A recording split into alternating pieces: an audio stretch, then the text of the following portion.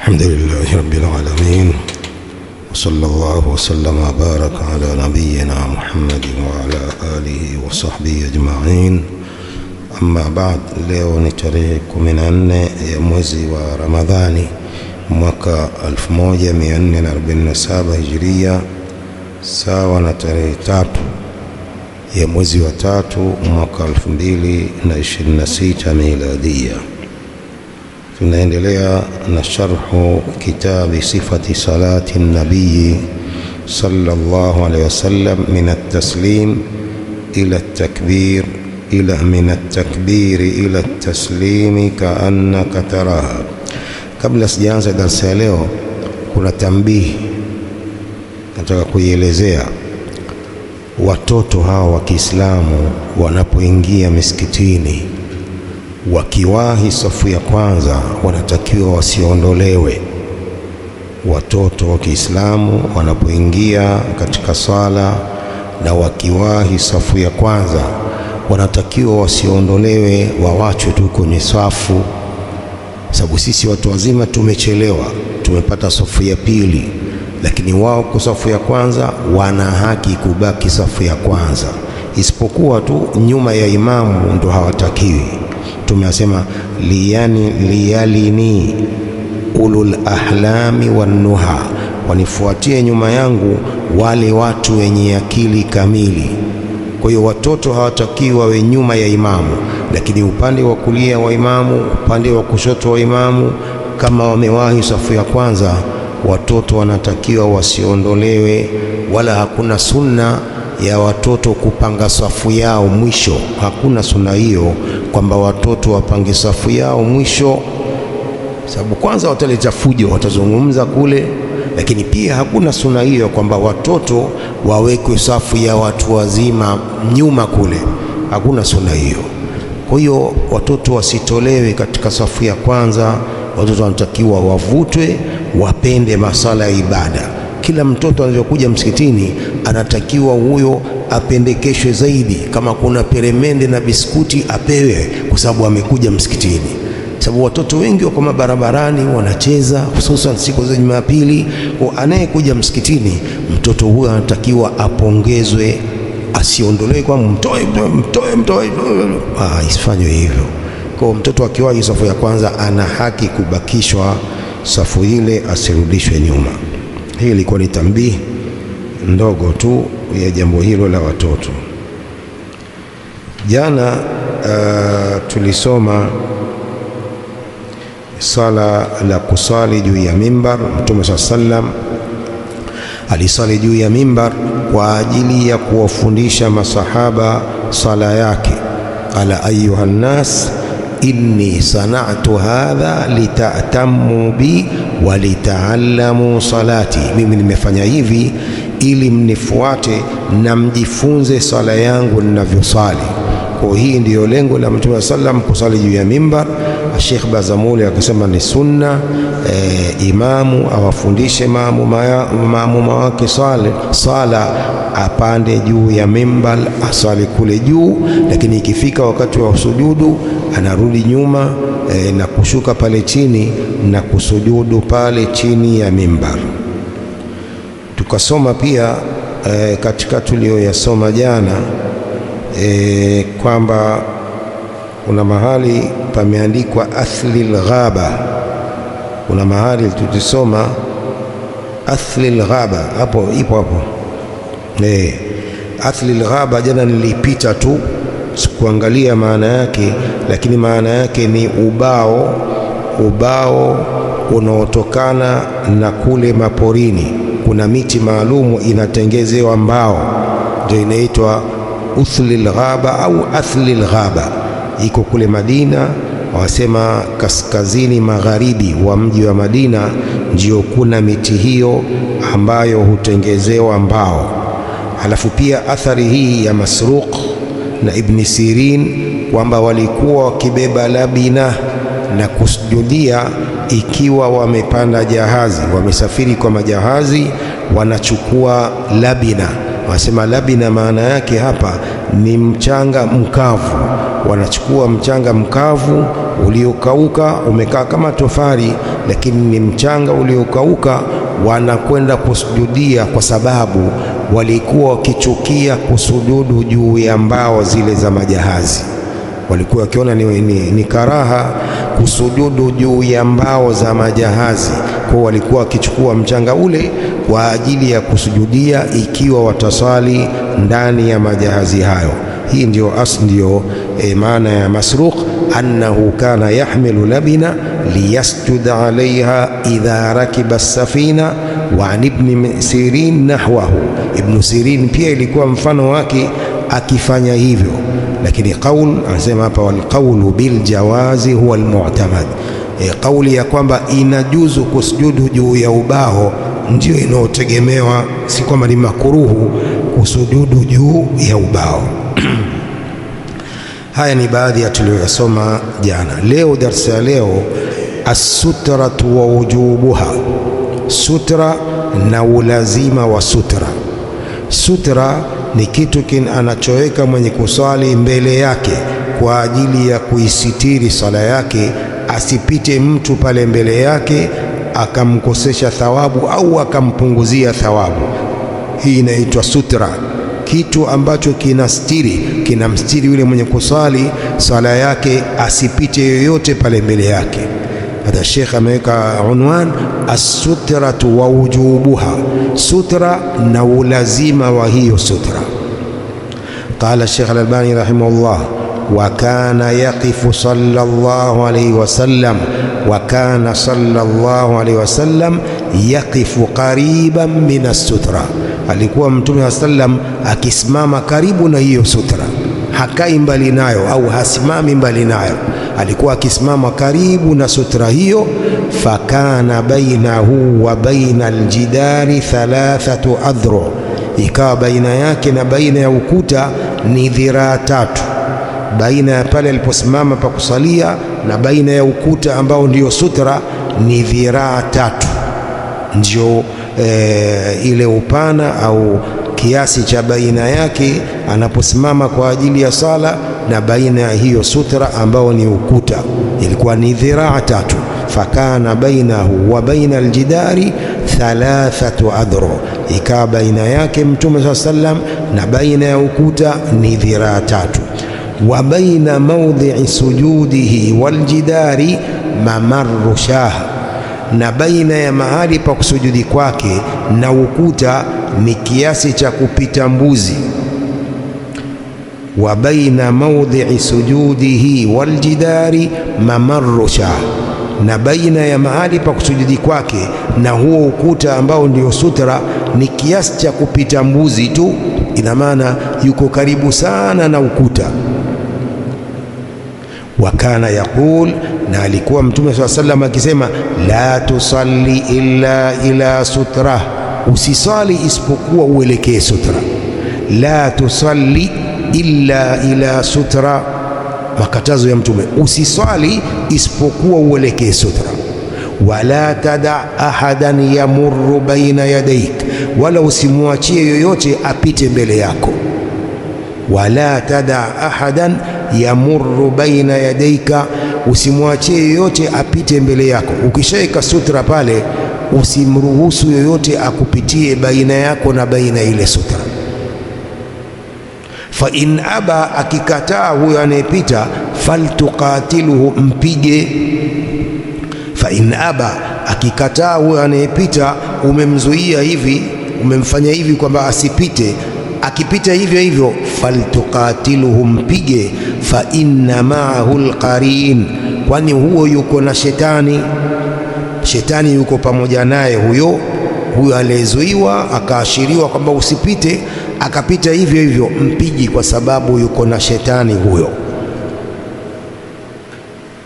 Wayaqul, na Mtume anasema, idha salla ahadukum ila sutra falyadnu minha, akisali mmoja wenu kuelekea sutra na awe karibu nayo. La yaqta'u ash-shaytanu alayhi salatahu, shetani hata ikata sala yake. Idha salla ahadukum ila sutra falyadnu minha, mmoja wenu akisali kuelekea sutra awe karibu nayo, la yaqta'u shaitanu alayhi salatahu, ili shetani asije akaikata sala yake. Ina maana mtu akisali bila ya sutra, kama asipopita mtu, basi shetani atampitia na kukata sala yake na kumvurugia sala yake. Hii ndio hikma ya Mtume sallam kuweka jambo hili la sutra. Mwanielewa Sasa uwezi ukaswali hapo, kwa mfano pale alipokaa ukasimama waswali, sutra iko huku. Hapana, uwe karibu na sutra. Ndio ilivyokuwa alikufanya Mtume, faliyadnu minha, na awe karibu nayo hiyo sutra. Kwa sababu gani? Shetani atapita pale aikate sala yake, lakini ikiwa atakuwa karibu na sutra, shetani hatapita.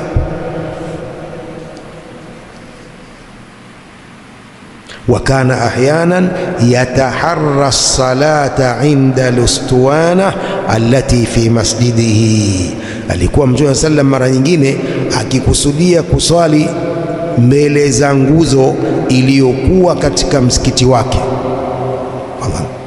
Nguzo kama hii Mtume anasali nyuma yake.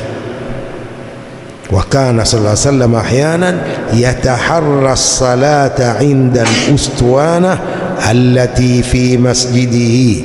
Alikuwa Mtume sallam akikusudia kuswali mbele ya nguzo ambayo iko katika msikiti wake. Kwa jambo la sutra kuonesha kwamba ni lazima kuonesha kwamba ni lazima. Wa kana idha salla fi fadha'in laysa fihi shay'un yastatiru bihi gharaza baina yadayhi harbah fasalla ilaiha wannasu waraahu. Alikuwa Mtume sallam katika fadha, katika mawanja, mahali ambapo hapana kitu, laisa fihi shay'un yastatiru bihi, hakuna kitu cha kujistiria, hakuna mti, hakuna nyumba. Gharaza baina yadayhi harba, huweka mbele yake silaha. Fasalla ilaiha, alafu anasali anaelekea silaha hiyo. Wannasu waraahu, na watu wako nyuma yake. Ikiwa mahali ni fadha, hakuna nyumba, hakuna miti, Mtume sallam huweka mbele yake harba, huikita pale chini ile harba, silaha, halafu anasali kwa kuielekea. Wannasu waraahu, na watu wako nyuma yake. Wa ahyanan kana yu'arridu rahilatahu fayusalli ilaiha, mara nyingine Mtume sallam ilikuwa akimweka mnyama wake, halafu anasali kumwelekea huyo mnyama yule anamfanya ni sutra. Ikiwa hakuna kitu cha sutra, anamweka mnyama wake yule, ngamia wake, halafu anasali kumwelekea ngamia huyo. Qala wa hadha khilafu salati fi a'tani al-ibil. Sheikh Albani anasema hii ni kinyume cha kuswali katika zizi la ngamia. Inaitwa zizi ile mahali wanapolala ngamia. Hii ni kinyume cha kuswali fi a'tani al-ibil, katika zizi la ngamia. Fa innahu naha anha, kwani Mtume amekataza kuswali katika zizi hilo la ngamia. Mtume amekataza kuswali pale mahali wanapolala ngamia. Sasa hii ni kinyume cha mahali hapo, kwamba si pale katika zizi lake, ni mahali katika mahali ni uwanja au ni barabarani, anamweka yule ngamia mbele yake na kuswali nyuma yake, kwamba ndiyo sutra. Sasa hii ni kinyume cha makatazo yake ya kuswali pale mahali wanapolala ngamia. Mtume amekataza kuswali hapo. Wa ahyanan, mara nyingine, kana ya'khudhu ar-rahla fayadiluhu fayusalli ila akhiratihi. Mara nyingine alikuwa akichukua rahal, mizigo, halafu anaiweka sala, fayusalli ila akhiratihi, halafu anasali mwisho wake, kuelekea mwisho wa mizigo ile. Wa kana yaqulu, Mtume alikuwa akisema, idha wada ahadukum baina yadayhi mithla mukhirati rahli. Mtume alikuwa akisema, akiweka mmoja wenu mbele yake mfano wa mukhirati rahli, kibao kile cha kukalia ngamia. Mukhirati rahli ni kile kibao cha kukalia aidha ngamia au farasi. Ilikuwa akikiweka kile idha wada ahadukum baina yadayhi mithlu mu'khirati rahli au mithla mu'khirati rahli, akiweka mmoja wenu mbele yake mfano wa hicho kibao cha kukalia farasi au ngamia, falyusalli, na asali, wala yubali man marra waraa dhalik, asimjali anayepita nyuma ya hicho. Yani kile kibao cha kukalia huyo farasi au ngamia, urefu wake ndiyo kiasi cha hiyo sutra. Urefu wake kile kibao ndio iwe urefu wa hiyo sutra, isiwe ni kitu kiko chini. Funguo haiwezi kuwa sutra, kofia haiwezi kuwa sutra, kitabu hakiwezi kuwa sutra, sababu hakiko juu kama kile kibao cha kukalia ngamia au farasi. Kwa urefu wa hiyo sutra uwe ni kama kile kibao cha kukalia farasi, kidogo imeinuka. Chupa ile ya maji inafaa ile, lakini kofia au funguo za nyumba hizi haziwezi kuwa ni sutra. Idhan falyusalli wala yubali man marra waraa dhalik, asimjali sasa atakayepita nyuma yake. Atakayepita hapa ndio amzuie, lakini kule nyuma asimzuie. Wasalla marratan ila shajara, Mtume sallam alisali mara fulani kuelekea mti akaufanya ndio sutra. Wa kana ahyanan yusalli ila sarir wa Aisha radhiyallahu anha mudjadi'atan alayhi tahta qatifatiha, alikuwa Mtume mara nyingine akisali kuelekea kitanda chake, na mama Aisha radhiyallahu anha amejilaza juu ya kitanda hicho chini ya lile tendegu lake. Tendegu inajulikana Mtume pia alikuwa akiswali ila sariri, kuelekea kitanda na mama Aisha radhiallahu anha multaji'atan alayhi, amejilaza juu ya kitanda kile, tahta qatifatiha, chini ya lile tendegu lake. Chumba cha Mtume ilikuwa ni kimoja tu, sio kama sisi mtu ana nyumba kutoka hapa mpaka msikiti ule uitwaje, sijui Baraka, jumba moja hilo, jumba moja lina vyumba 20.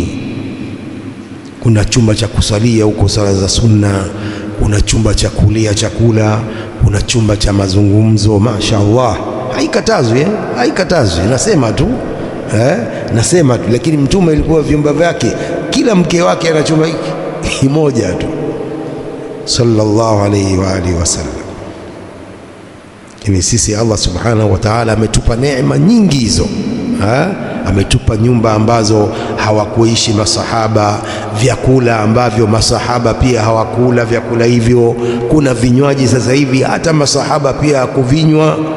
Alhamdulillah, tunatakiwa tumshukuru Allah mara kwa mara, tumshukuru Allah, neema nyingi anatupa. Wa in ta'uddu ni'matallahi la tuhsuha. Lakini kuna watu hawaelewi neema zote hizo wanazopewa, lakini bado tu hawamshukuru Allah azza wa jalla. Mpaka Ramadhani ijayo ndio mtu aingia msikitini. Iko wapi kumshukuru Allah? Ramadhani mpaka Ramadhani ndio kumshukuru huko Allah.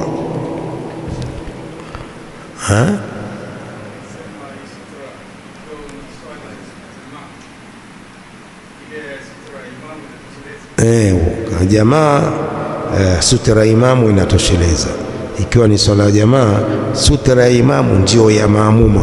Ina maana kwamba maamuma anaweza akaingia akapita baina ya safu, akaenda akakaa safu ile ya mwanzo akapita hapa, yajuzu, maadamu hakupita mbele ya imamu, amepita hapa, inafaa, asizuiliwe huyo, sababu sutra ya maamuma ni sutra ya imamu huku. Anasema wa kana sallallahu alaihi wasallam la yada'u shay'an yamurru bainahu wa baina sutra, alikuwa Mtume sallam hawachi kitu kipite baina yake na baina ya sutra, hawachi. Ilikuwa hawachi sallam kitu chochote kipite baina yake na baina ya sutra. Faqad kana sallam yusalli idh ja'at shatun tas'a baina yadayhi, mara moja alikuwa akiswali Mtume sallam, mara akaja mbuzi, tas'a baina yadayhi, anapita mbele yake, fasaaha hatta alzaqa batnahu bilhait wa marrat min waraihi. Fasaaha, akaenda naye. Mtume alikuwa akisali, idh jaat shatun tas'a baina yadayhi, mara akaja mbuzi anapita mbele yake Mtume. Fasaaha hatta alzaqa batnahu bilhait, Mtume sallam akaenda naye yule mbuzi mpaka akashikanisha tumbo lake na ukuta, ili yule mbuzi akapita nyuma ya Mtume, hakupita mbele yake. Wanaelewa? Mtume alipoona mbuzi anakuja, Mtume akaenda mbele ya ukuta huu hapa, akashikanisha na ukuta, mbuzi akapita nyuma ya Mtume. Ina maana kwamba Mtume haachi kitu chochote kipite mbele yake, kuonesha kwamba ukiachia kitu kinapita mbele, tayari huyu anakupunguzia thawabu za swala hiyo.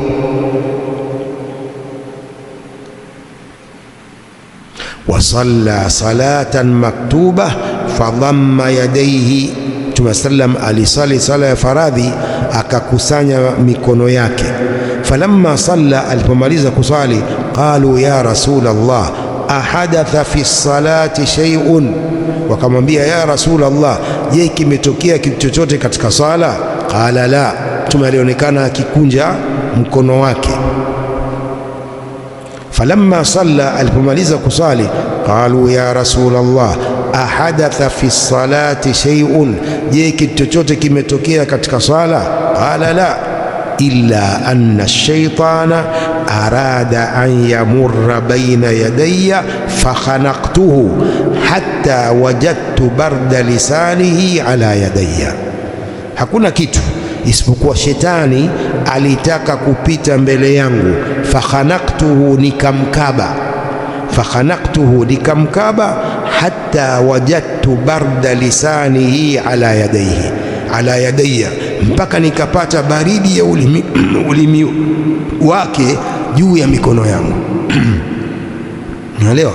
Mtume alimkaba shetani, alimkaba mpaka shetani akatoa ulimi. Mtume akapata maji ya ulimi wake katika mikono yake.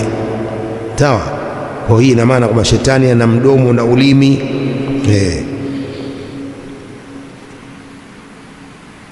Hii ni kuonesha kwamba Mtume sallam alipewa uwezo huo wa kumwona shetani akipita mbele yake.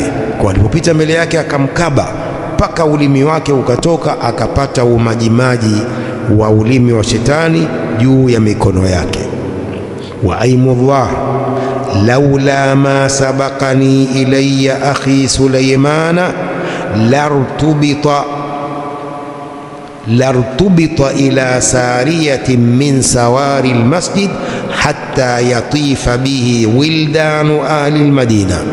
Na hapa kwa Allah, lau sikunitangulia ndugu yangu Suleiman, laula ma sabaqani ilayya akhi Suleimana, lau sikunitangulia ndugu yangu Suleimanu, laula ma sabaqani ilayya akhi Suleimanu lartubita ila sariyatin min sawari almasjid, lau sikunitangulia ndugu yangu Suleiman, angefungwa huyu shetani, angefungwa kwenye nguzo katika nguzo za msikiti, hatta yatifa bihi wildanu ahli almadina, mpaka watoto wa mji wa Madina waje wamzunguke shetani huyu.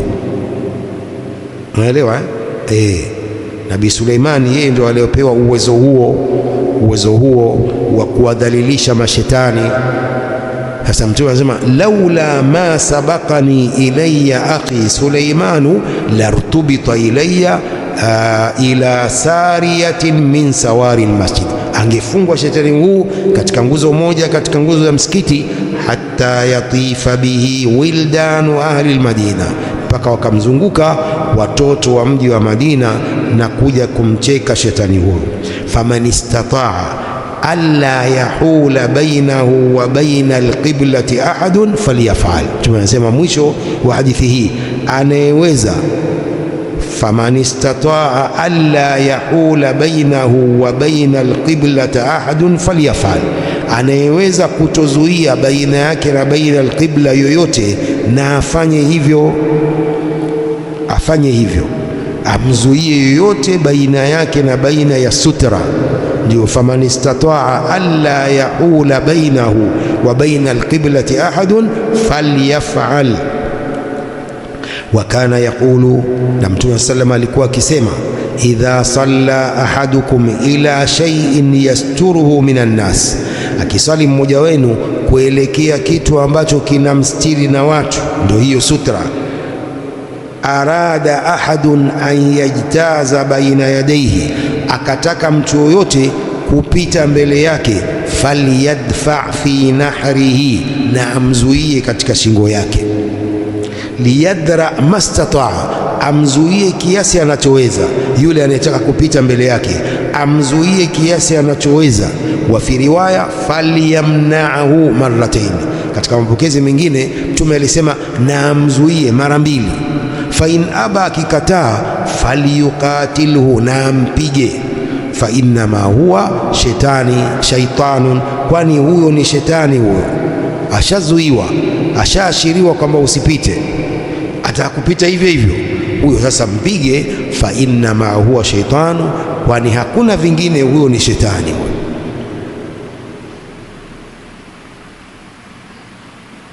Wa kana yaqul, alikuwa Mtume sallallahu akisema, law ya'lamu almaru baina yaday almusalli madha alayhi, lau anajua anayepita mbele ya mwenye kuswali madhambi yaliyo juu yake, la kana an yaqifa 40 khairul lahu min an yamurra baina yadayhi, ingekuwa kusimama 40 ni bora kwake kuliko kupita mbele yake huyo mwenye kuswali. Lau ya'lamu almaru baina yaday almusalli madha alayhi, Mtume anasema lau angejua mwenye kupita mbele ya mwenye kuswali madhambi yaliyo juu yake, la kana an yaqifa 40 khairun lahu min an yamurra baina yadayhi, ingekuwa kusimama 40 ni bora kwake kuliko kupita mbele ya mwenye kuswali. Mpokezi wa hadithi hii anasema sijui ile 40 Mtume alisema siku 40 au miezi 40 au miaka 40. Kusimama miaka 40 kumsubiri anayeswali ni bora kuliko madhambi ya kupita mbele ya mwenye kuswali. Kusubiri aidha Mtume alisema siku 40, kusubiri, tunamsubiri mwenye kuswali siku 40 hajamaliza, au miezi 40, au kusimama miaka 40 ni bora kuliko kupita mbele ya mwenye kuswali madhambi yake yalivyo mengi na makubwa. Tumefahamu?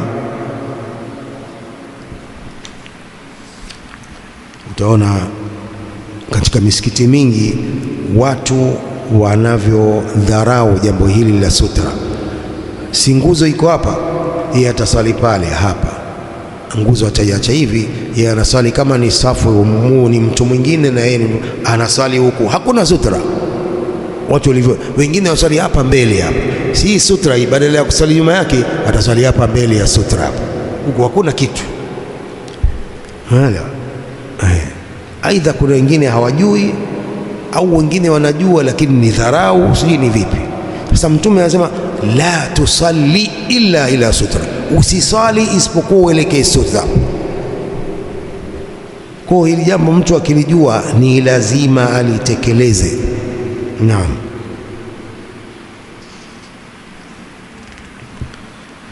يقول الشيخ بازمول حفظه الله تعالى هذا الفصل يتضمن عدة مسائل. فصله نكسanya masala mengi. المسألة الأولى, مسألة ya kwanza, ما هي السترة, nini sutra? الجواب السترة هي ما يضعه المصلي أمامه في الصلاة بينه وبين موضع السجود قدر ممر شاء. Sutra ni kitu anachokiweka mwenye kuswali mbele yake katika sala, ambapo baina yake na baina ya mahali pa kusujudi kwake ni kiasi cha kupita mbuzi. Baina yake na baina ya hiyo sutra, baina ya mwenye kuswali na baina ya sutra ni kiasi cha kupita mbuzi tu. Hii ina maana awe karibu na hiyo sutra. Mwenye kuswali awe karibu sana na sutra kiasi tu cha kupita mbuzi pale, asiwe mbali na sutra. Hayo ni masala ya kwanza. Almas'alatu thaniya, ma hiya alhikma min mashru'iyyati sutra, nini hikma ya kuwekwa hii sutra katika sheria? Hikma yake ni nini?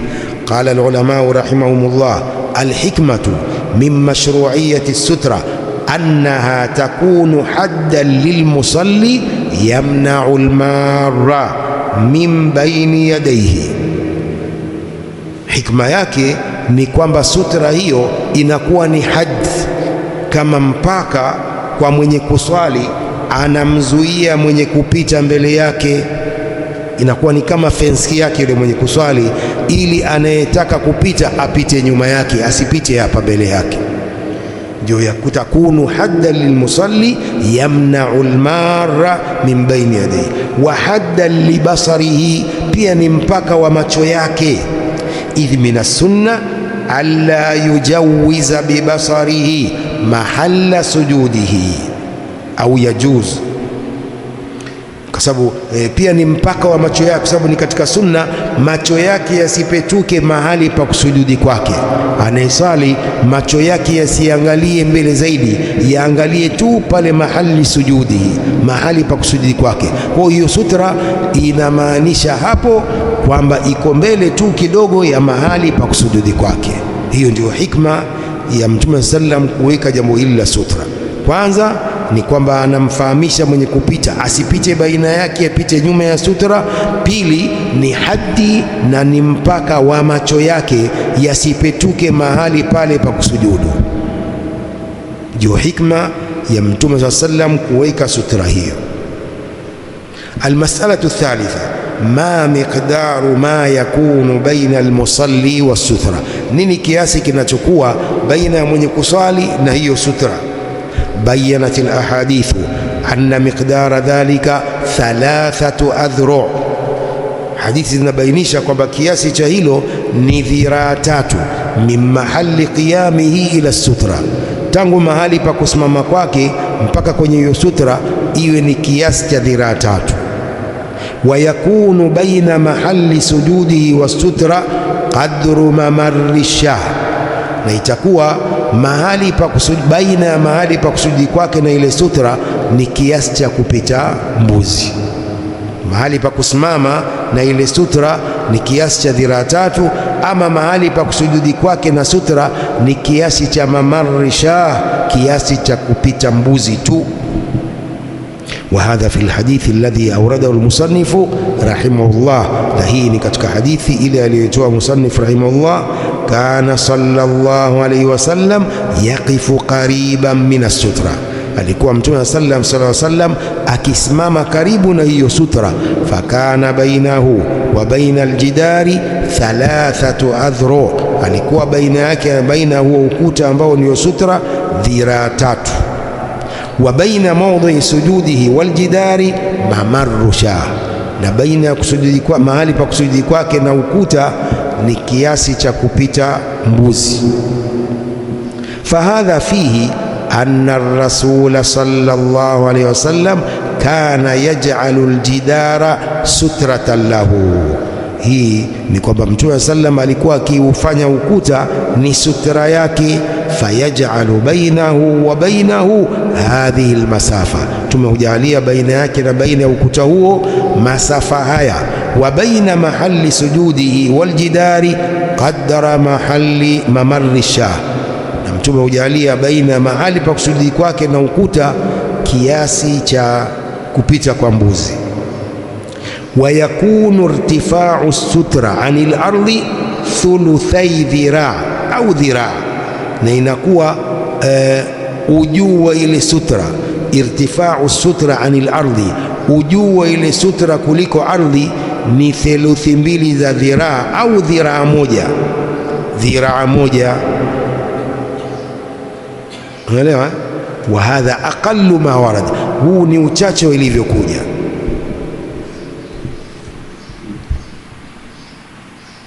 فقد جاء في الحديث ما ذكره المصنف رحمه الله أنه صلى الله عليه وسلم قال: إذا وضع أحدكم بين يديه mithla mukhirati rahli falyusalli wala yubali man marra waraa dhalik, mmoja wenu akiweka mbele yake mfano wa mukhirati rahli, hicho kibao cha kukalia farasi, akiweka mbele yake mithla mukhirati rahli, kiasi cha hicho kibao cha kukalia farasi, falyusalli, asali, wala yubali man marra waraa dhalik, asimjali atakayepita nyuma ya hicho, nyuma ya sutra asimjali. قال ابن حجر رحمه الله عند شرحه للحديث رقم 7 بعد 100 من فتح الباري في كتاب الصلاة باب يعرض راحلته يصلي إليها من كتاب الجامع الصحيح للبخاري. ameweka mlango huo الحافظ ابن حجر باب يعرض راحلته يصلي إليها, anaweka mmoja aweke mnyama wake mbele ili asali kumwelekea. min kitabi al-jami' as-sahih lil-Bukhari. wa mukhiratihi qala bi dhammi awwalihi thumma hamza sakina, mukhira bi dhammi awwalihi mu thumma hamzatin sakina mukhira mukhira. وأما الخاء فجزم أبو عبيد بكسرها وجوز الفتح مؤخرة نمؤخرة, مؤخرة بالكسر جزم أبو عبيد بكسرها وجوز الفتح أي مؤخرة. وأنكر ابن قتيبة الفتح, ابن قتيبة أميكانوشه فتح فقال مؤخرة بكسر الخاء. وعكس ذلك ابن مكي فقال لا يقال مقدم ومؤخر بالكسر إلا في العين خاصة, haisemwi muqdimun na mukhir kwa kasra isipokuwa kwa aini peke yake. Wa amma fi ghayriha fayuqalu bil fathi faqat. ورواه بعضهم بفتح الهمزة وتشديد الخاء, بفتح الهمزة مؤ وتشديد الخاء مؤخرة, pia imepokewa hivyo muakhirati rahli, hicho kibao cha kukalia farasi. Walmuradu biha al'udu alladhi fi akhiri rahli alladhi yastanidu ilayhi arrakib, muradi wa muakhirati rahli ni ule mti ambao uko mwisho wa kile kibao cha kukalia ambacho hutegemea yule mpandaji farasi, ukitegemea kile kibao hiki cha mwisho ndio hicho muakhirati rahli, kile anachotegemea urefu wa pale ndio sutra. Sawa kwa ni kama hapa tu, kama hapa, si ndio? Kama hapa tu.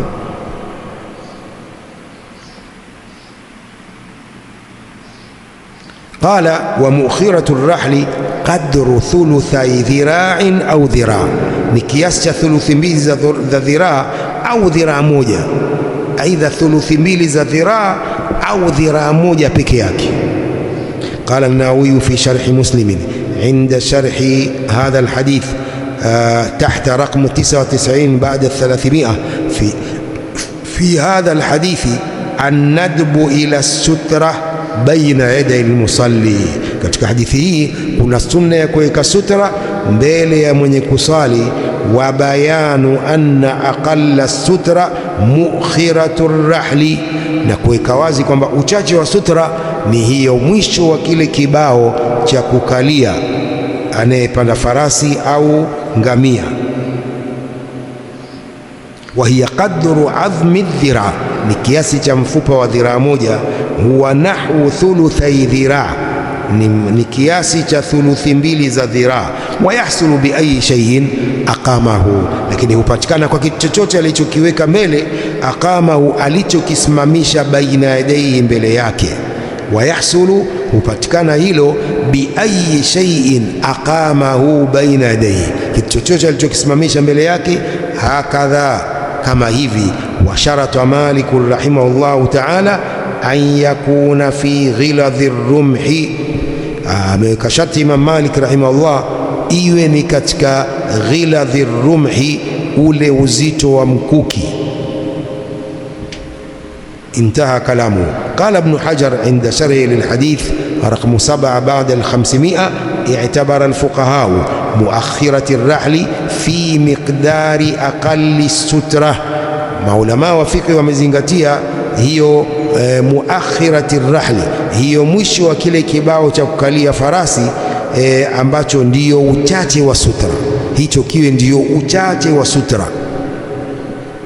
Wakhtalafu fi takdiriha bifili dhalik, wametofautiana maulama katika makadirio ya sutra hiyo. Bifili dhalik, faqila dhira'un, imesema ni kiasi cha dhiraa moja. Waqila thuluthari dhira'in, na imesema ni kiasi cha dhiraa mbili. Wa huwa ashhar, na hii ndiyo iliyotangaa zaidi. Lakin fi musannafi Abdurrazzaq an Nafi'in anna muakhirati rahli ibn Umar kanat qadra dhira'i. Katika musannaf Abdurrazzaq kutokana na Nafi ni kwamba muakhirati rahli ibn Umar, kibao kile cha kukalia farasi cha Ibn Umar ilikuwa ni kiasi cha dhiraa moja. Walmaqsudu anna sutrata tahsulu bi ayi shay'in, maksudio ni kwamba sutra hupatikana kwa kitu chochote, si kwamba nikuta kitu maalumu. Hakuna kitu maalumu kitengenezwe kwa ajili ya sutra, kama vile vibao vinavyowekwa katika baadhi ya misikiti. Maulama wamekataza vile vibao vinavyotengenezwa kama mihrab, vile vinatengenezwa kama misikiti hivi, sura ya msikiti vile, wanasema ni uzushi, vile ni uzushi. Lakini sutra ni kitu chochote, kiti, kibao kile kilichowekewa masahif, nguzo, ukuta, kitu chochote, isiwe kuna kitu maalumu kimetengenezwa kiwe ndiyo sutra. Unaelewa? Hakuna kitu maalumu.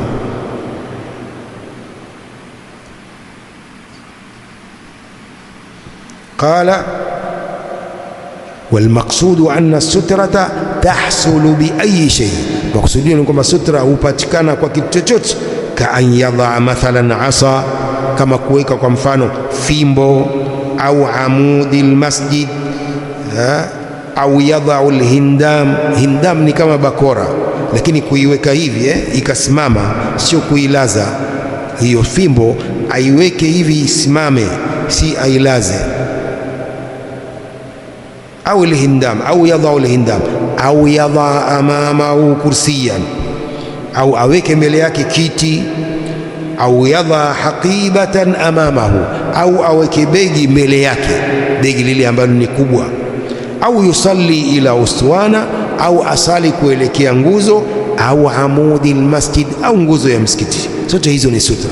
Wa ayu shay'in murtafi'in ala al-ardi irtifaa thuluthai dhira'in au dhira', na kitu chochote kilichoinuka juu ya ardhi, kuinuka kwa kama dhiraa mbili, thuluth mbili za dhiraa au dhiraa kamili, kiwe kimeinuka kitu hicho. Wa kana ar-rasul sallallahu alayhi wasallam ahyanan yusalli fil hujrati an-nabawiyya, alikuwa mtume mara nyingine akiswali katika chumba kilicho katika msikiti wake ule. Wayaj'alu, katika chumba chake, fil hujrati an-nabawiyya, chumba chake. Wayaj'alu sarira sutratan lahu, anajalia kitanda ndiyo sutra yake. Wa kanat Aisha radhiyallahu anha mudtaji'atan alayhi, alikuwa mama Aisha radhiallahu anha amejilaza juu ya kitanda hicho na mtume anasali. Wa thabata anna ar-rasula sallallahu alayhi wasallam kana ahyanan yu'ridu rahilatahu ay yati bi rahilatihi urlan wa yaj'aluha amamahu wa yusalli ilayha yattakhidhuha sutra.